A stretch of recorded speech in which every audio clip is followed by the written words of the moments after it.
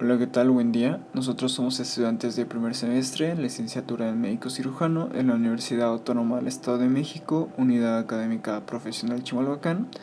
El equipo está integrado por Díaz Álvarez Astrid Bon, Segura Ruiz Atzima Judith y su servidor Ramos Solano Jorge del grupo 5.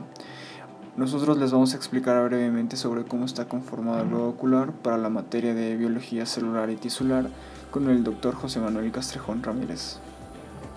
Para comenzar, definiremos el ojo como un órgano sensorial complejo que va a proveer el sentido de la vista. Este va a estar cubierto por tres capas o túnicas concéntricas que iremos definiendo a continuación cada una de ellas, que sería la túnica fibrosa, la túnica vascular y la retina. La túnica fibrosa es la capa más externa. Esta va a incluir la esclera, que es la porción blanca, y la córnea, que es la porción transparente. La córnea se va a componer de 5 capas. La primera va a ser el epitelio corneal, que corresponde al epitelio plano estratificado sin estrato córneo, que va a consistir en 5 capas de células y mide alrededor de 50 nanómetros de espesor medio. La siguiente es la membrana de Bowman. Es una lámina homogénea que le va a impartir cierta resistencia a la córnea y que va a actuar como una barrera contra la diseminación de infecciones. Esta no se va a regenerar, por lo tanto, si está lesionada, se va a formar una cicatriz opaca que puede afectar la visión. Siguiente es la estroma corneal. Esta va a estar compuesta de unas 60 laminillas delgadas y cada una de estas va a constar de haces paralelos de fibrillas de colágenas. Entre las laminillas hay capas casi completas de fibroblastos aplanados y finos. Se cree que el espaciamiento uniforme de las fibrillas de colágeno y de las laminillas, así como la distribución ortogonal de las laminillas, es responsable de la transparencia de la córnea.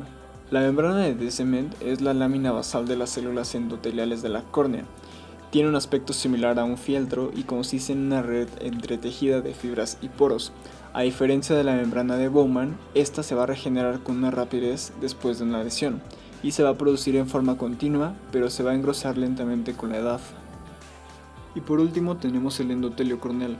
Es una capa simple de células aplanadas que tapiza la superficie de la córnea que limita la cámara anterior. Las células están unidas por una zónula adherens bien desarrollada, una zónula occludens bastante permeable y desmosomas. Casi todos los intercambios metabólicos de la córnea se producen a través del endotelio. Ahora hablaremos de la esclera. La esclera es una capa fibrosa gruesa que contiene haces colágenos aplanados que transcurren en varias direcciones y en planos paralelos a su superficie. Se divide en 3 capas de límites poco definidos. La primera es la lámina episcleral, que es la capa externa de tejido conjuntivo laxo contigua al tejido adiposo periorbitario. Después tenemos la sustancia propia, esclera propiamente dicha o cápsula de Tenon, que es la fascia conjuntiva que reviste el globo ocular y está compuesta por una red densa de fibras colágenas gruesas. Y por último tenemos la lámina supracoroides o lámina fusca, que corresponde a la superficie interna de la esclera y se encuentra junto a la coroides y contiene fibras colágenas más delgadas y fibras elásticas, así como fibroblastos, melanocitos, macrófagos y otras células de tejido conjuntivo. La túnica vascular o uvea se conforma por la coroides, el cuerpo ciliar y el iris.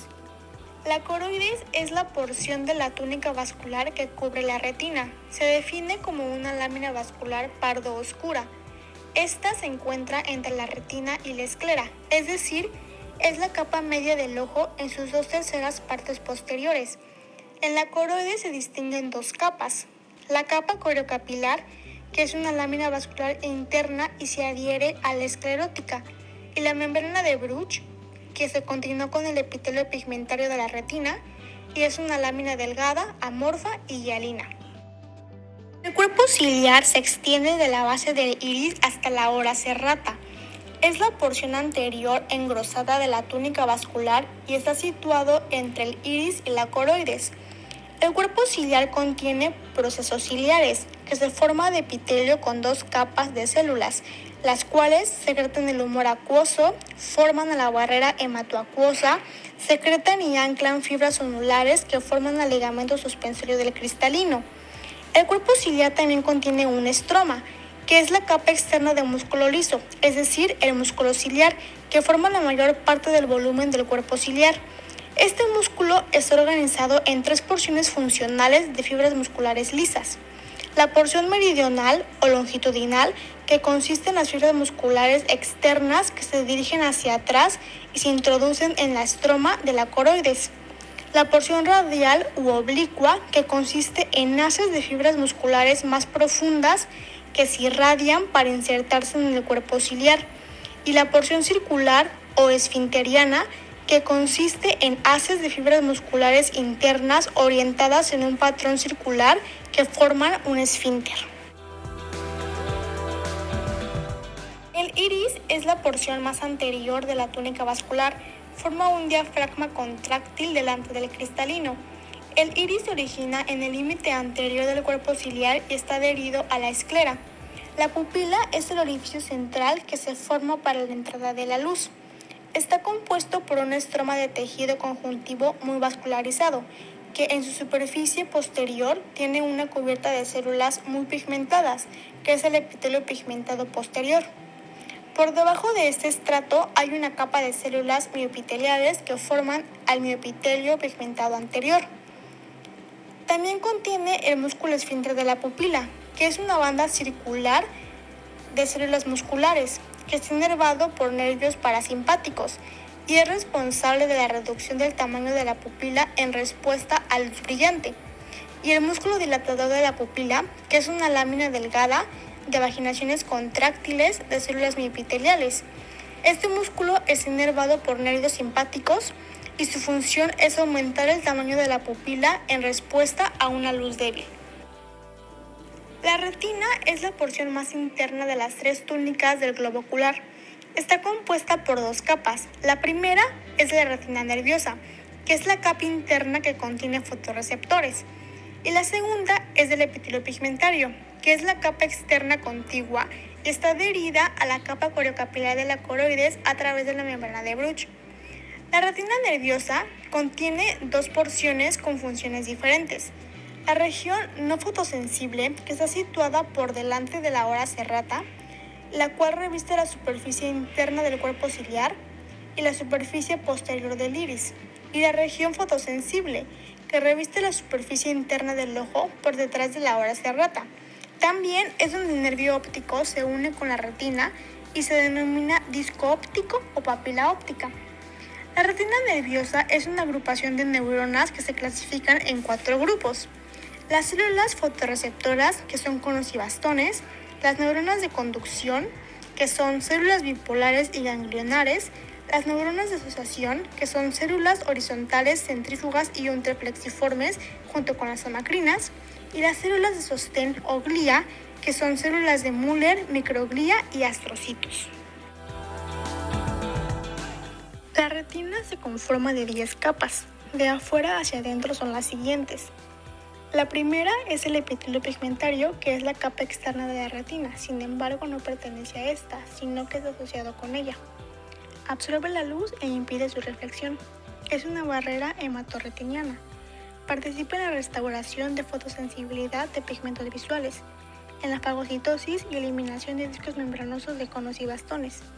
La segunda capa es la capa de conos y bastones, la cual solo se encuentra en segmentos fotosensibles y funcionales de estos. Los conos y los bastones contienen un segmento externo, un pedículo de conexión con cilio modificado, un segmento interno con organelos, una porción de elipsoide externa y una porción mioide. Los bastones se encargan de los colores blanco y negro con el pigmento rodopsina y los conos se encargan de los colores con el pigmento iodopsina. La tercera capa es la membrana limitante externa, que no es una membrana en realidad, es una zónula adherens de los extremos apicales de las células de Müller. La cuarta capa es la capa nuclear externa, que son los núcleos de conos y bastones. La quinta capa es la capa plexiforme externa, que es la terminación axonal de conos y bastones y la sinapsis con las siguientes células bipolares y horizontales.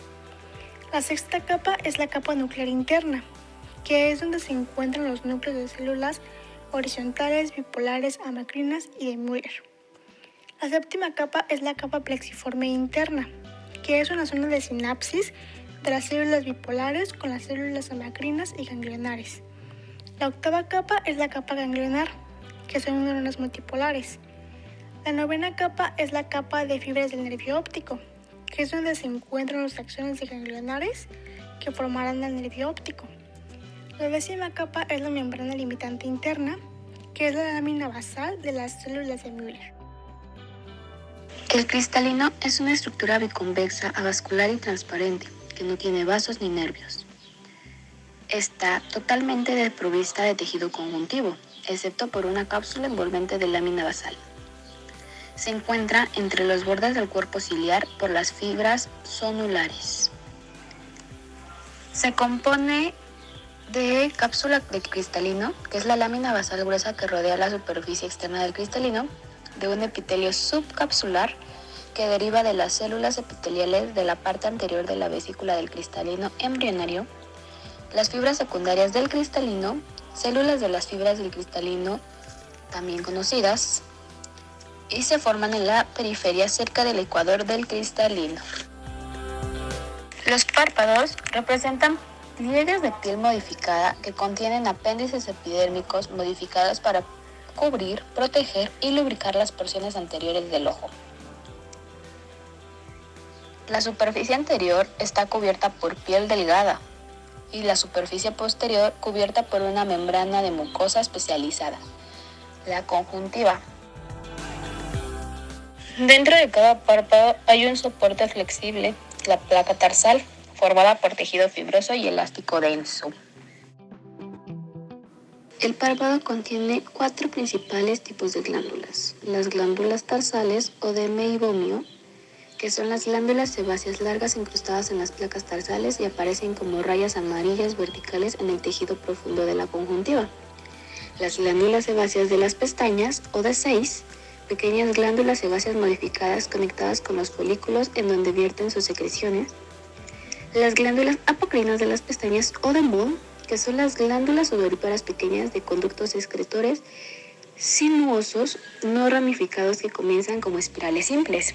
Y las lágrimas accesorias, que son las glándulas tuboalveolares compuestas de seosa de luz muy amplia. Las que están en los párpados superiores son las glándulas de Wolfram y las que están en el fondo del saco conjuntival son glándulas de Krauss. Y hay que entender que las glándulas lagrimales son las que se encargan de proporcionar las lágrimas.